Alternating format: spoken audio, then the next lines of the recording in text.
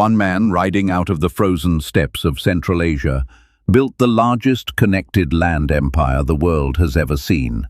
Bigger than Rome, bigger than Alexander's conquests, bigger than any empire before or since. His name struck so much fear into medieval Europe that mothers used it to make their children behave. Even today, we still say it as a warning. The Mongols are coming. That man was Genghis Khan, and the empire he built stretched from the Pacific Ocean to the gates of Vienna. At its peak, it covered nearly 9 million square miles and ruled over 100 million people, roughly a quarter of the entire world's population at the time. It connected China to Europe through trade routes safer than they had ever been. It moved ideas, technology, and diseases across continents faster than anything before the airplane. But how did a boy who was abandoned in the wilderness as a child end up conquering half the known world? How did his empire hold together across such an impossible distance? And why, within just over a century, did it all come crashing down? Let's find out in today's video.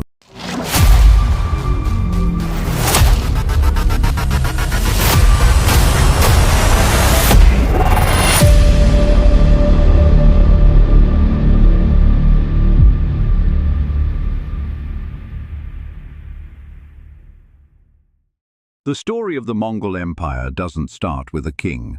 It starts with a child named Temujin, born around 1162 AD on the harsh steppes of what is now Mongolia. According to the secret history of the Mongols, the closest thing we have to a primary source on his life, Temujin was born clutching a blood clot in his fist, which the shamans of his tribe took as a sign that he was destined to be a great warrior. Reality was far less mystical. Temujin's father, a minor tribal chief, was poisoned by a rival clan when Temujin was only 9 years old. Without their protector, his own tribe abandoned Temujin, his mother, and his siblings on the open steppe to fend for themselves. This was, essentially, a death sentence. Families didn't survive alone in Mongolia's brutal climate. Winters could drop to -40 degrees Celsius, and there was no food, no shelter, and no allies. Temujin's family survived by eating roots, marmots, and whatever they could scavenge. As a teenager, Temujin was captured by a rival clan and forced into slavery, fitted with a wooden yoke around his neck. He eventually escaped, historians still debate exactly how, and began rebuilding his life from nothing. This early trauma shaped everything that came after. Temujin grew up trusting almost no one outside a small circle of loyal companions, and he learned early that alliances on the steppe were built on strength, not blood. There's one story from this period that historians consider a turning point in Temujin's psychology. As a young teenager, Temujin got into a dispute with his own older half-brother, Baghdad, over a stolen fish and a bird they had caught. In a rage, Temujin and his full brother ambushed Baghdad and killed him with arrows. His own mother was reportedly horrified, comparing him to a wild dog that devours its own kin. It was an early, brutal sign that Temujin would do whatever it took to secure his position, even against family. Mongolia in the 1100s was not a nation.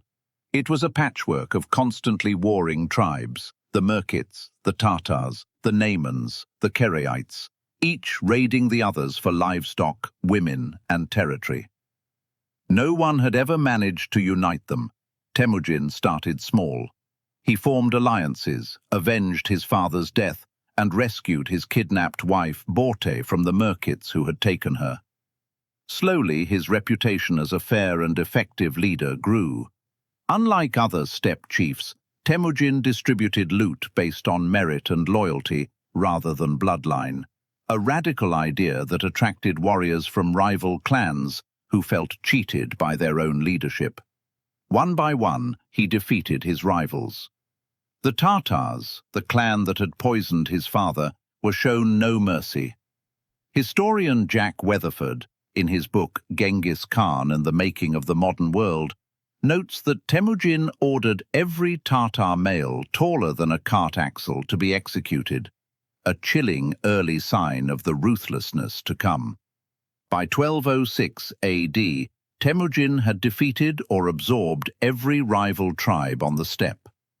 At a great assembly called a Kurultai, the tribal leaders gave him a new title, Genghis Khan, meaning something close to universal ruler.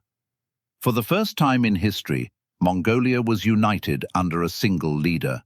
But this unification came at a devastating personal cost, the betrayal of Temujin's closest friend. Jamuka had been Temujin's blood brother since childhood, and for years the two young men fought side by side, sharing everything from food to war spoils.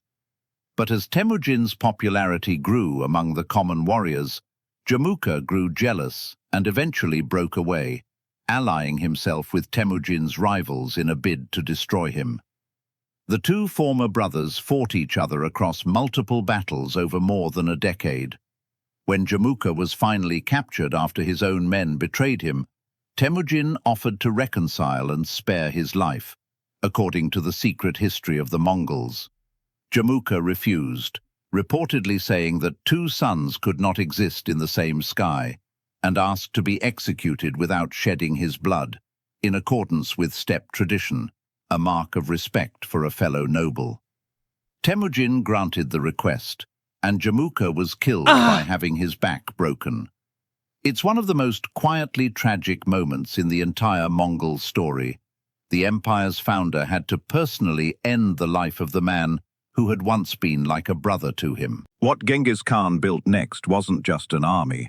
It was arguably the most efficient military machine the medieval world had ever seen. He organized his forces into units of 10, 100, 1,000, and 10,000, cutting across old tribal lines so that loyalty was owed to the Khan, not to a clan chief. This single decision destroyed the old tribal politics that had kept Mongolia divided for centuries. Every Mongol male was, by necessity, a warrior.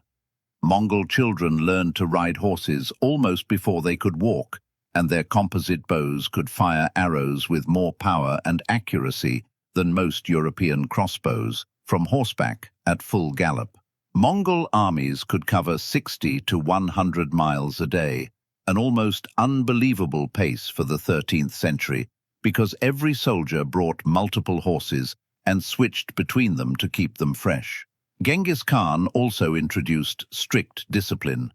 Historian Rashid al-Din, a Persian chronicler writing decades later, describes a legal code called the Yasa, which laid down brutal punishments for desertion, theft, and disobedience, but also, surprisingly, protections for merchants, diplomats, and religious freedom across the empire.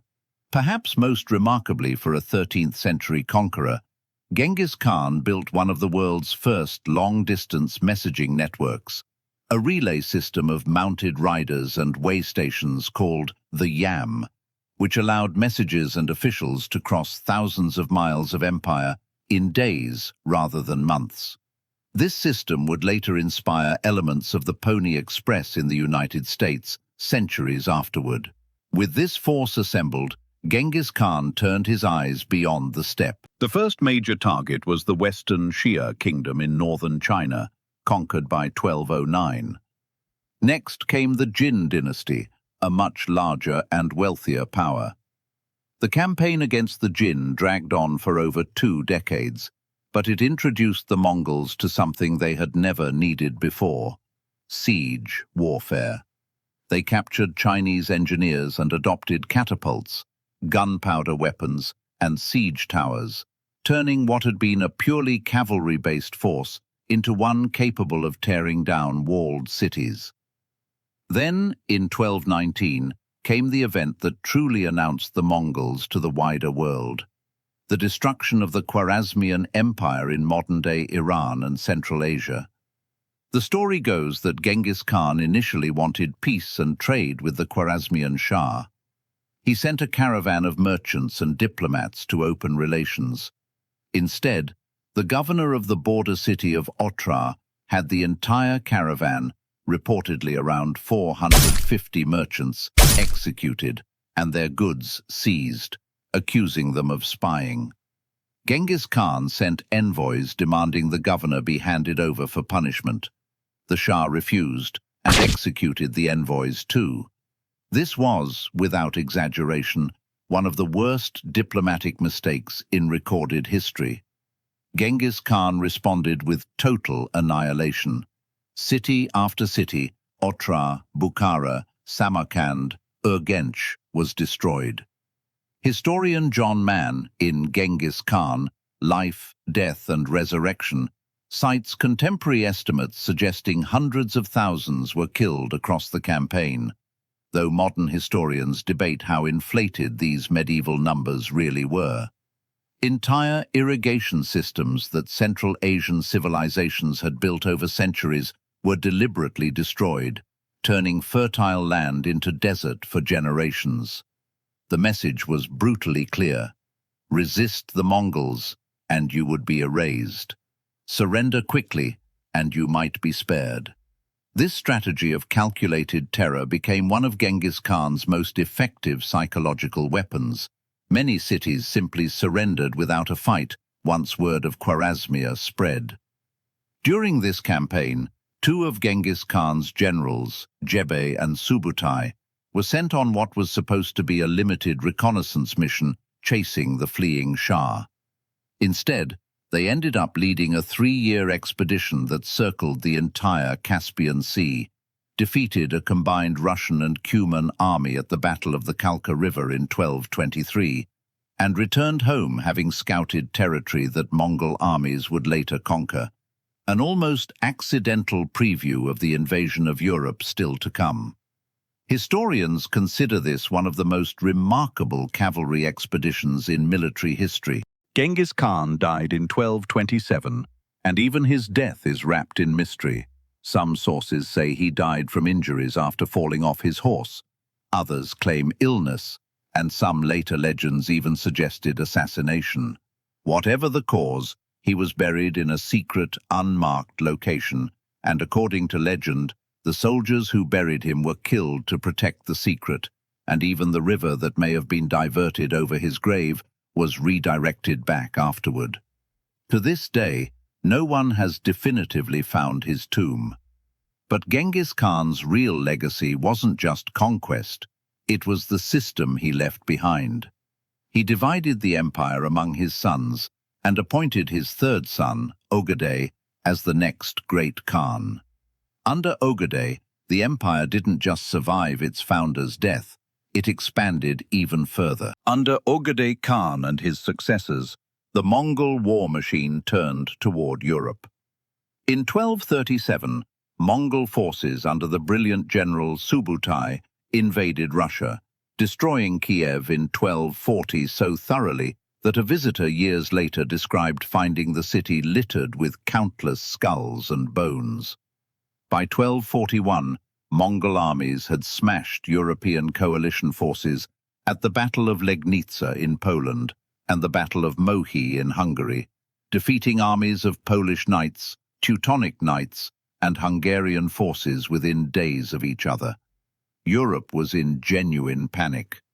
Chroniclers in France and England wrote of an apocalyptic force from the east. There was, quite simply, no army in Europe capable of stopping them. And then, suddenly, the Mongols turned back.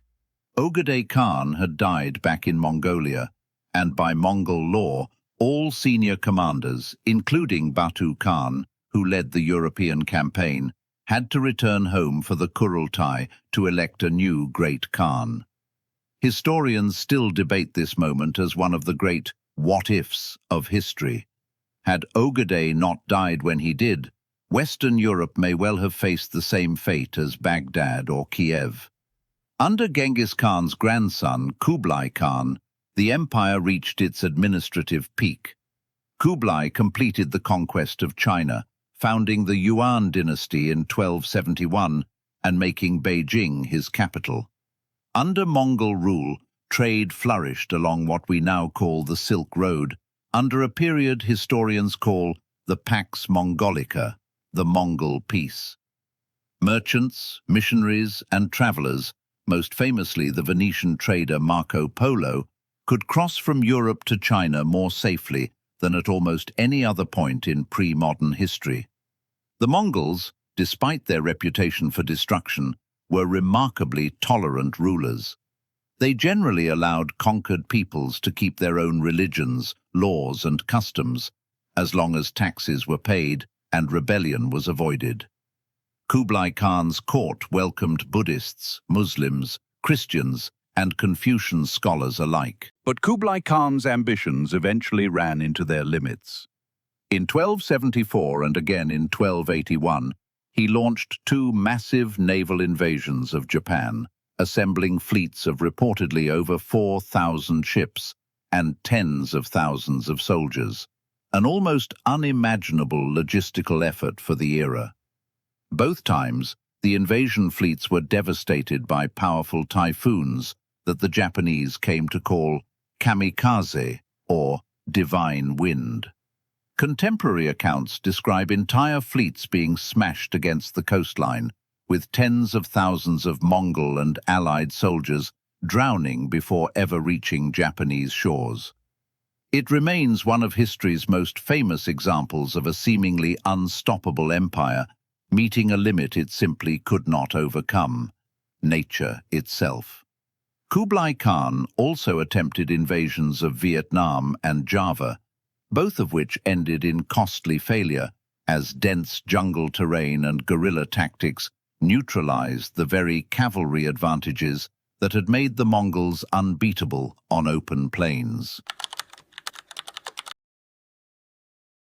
Historian estimates for total deaths across the Mongol conquests, including wars, famine, and disease that followed in their wake, range anywhere from 20 million to over 40 million people, though exact figures remain fiercely debated by scholars.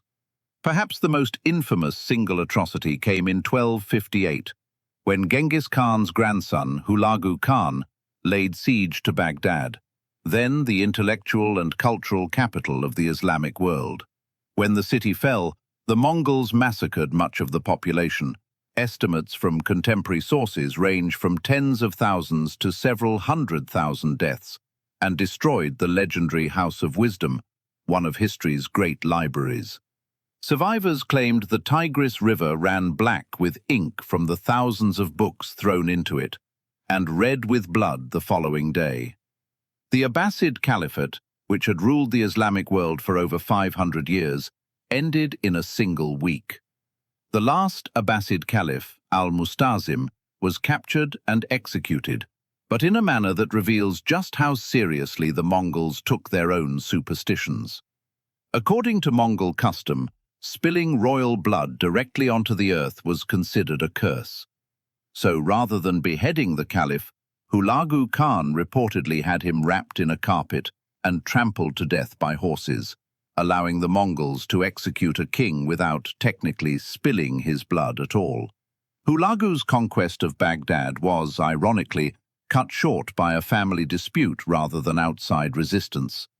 His cousin Berke Khan, ruler of the Golden Horde and a convert to Islam, was reportedly outraged at the destruction of Baghdad and the killing of the caliph. Berke allied with the Mongols' former enemies, the Mamluks of Egypt, and the two branches of Genghis Khan's own family found themselves at war with each other. In 1260, the previously unbeatable Mongol army suffered its first major defeat in open battle at Ain Jalut in Palestine, where Mamluk forces stopped the Mongol advance into Africa for good. It was proof that even Genghis Khan's descendants weren't immune to the same tribal rivalries and infighting that had once divided the steppe. By the time of Kublai Khan's death in 1294, the empire Genghis Khan had built was already splitting apart. It had simply grown too large for any single ruler to control. It fractured into four major khanates: the Yuan dynasty in China, the Chagatai Khanate in Central Asia, the Ilkhanate in Persia and the Middle East, and the Golden Horde in Russia and Eastern Europe. These khanates increasingly acted as independent states, sometimes even going to war with each other over succession disputes and territory. The Ilkhanate eventually converted to Islam, adopting Persian customs. The Golden Horde, too, converted to Islam and ruled over Russian principalities for over 2 centuries, a period Russian history remembers as the Tatar yoke. In China, the Yuan dynasty faced growing resentment from the Chinese population, who saw the Mongols as foreign occupiers. Devastating floods, famine, and the catastrophic Black Death, a plague many historians believe originated in Central Asia and spread west along Mongol trade routes, ultimately killing tens of millions across Asia and Europe, further destabilized Mongol rule. In 1368, Chinese rebels overthrew the Yuan dynasty, founding the Ming dynasty and driving the Mongols back to the steppe they had come from. The other khanates didn't collapse overnight. They slowly weakened over generations. The Golden Horde fractured into smaller khanates through the 1400s as Russian principalities like Moscow grew stronger and eventually stopped paying tribute altogether. In 1480, Ivan III of Moscow openly defied the Golden Horde, marking the symbolic end of Mongol dominance over Russia. Even Genghis Khan's bloodline had one final spectacular echo. In the late 1300s, a warlord named Timur, better known in the West as Tamerlane, claimed descent from Genghis Khan and attempted to recreate the old empire's glory through brutal conquests across Central Asia, Persia, and India. Timur was said to have built towers out of the skulls of his enemies, rivaling even the Mongols' reputation for terror. But his empire, too, fractured shortly after his death in 1405. By the 1600s, the last remnants of Genghis Khan's political legacy, small Mongol khanates in Central Asia, were absorbed by the rising Qing dynasty of China and the expanding Russian Empire. The empire that had once stretched from Korea to Hungary had shrunk back to its origin point, the steppes of Mongolia itself. It's worth pausing here on just how differently each khanate ended up.